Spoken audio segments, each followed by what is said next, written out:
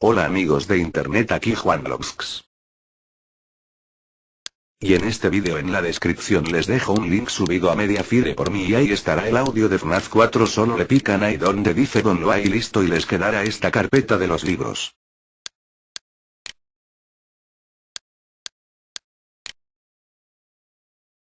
Bueno, le dan clic derecho y estaré en audio 4.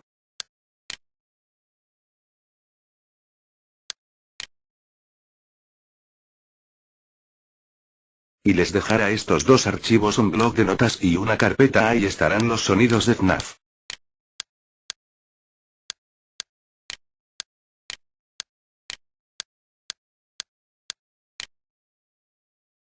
Abren la carpeta audio y aquí estarán los audios.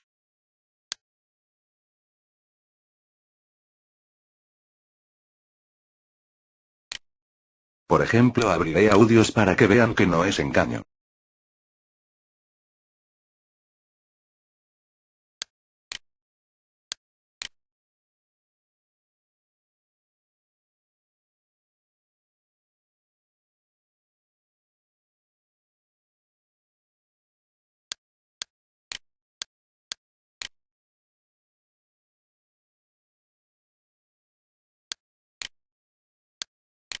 Perdón, no se oyen porque otra vez el programa. Bueno, adiós amigos, cuídense y no subiré muchos vídeos ahora porque ya estoy en la escuela. Bueno, adiós.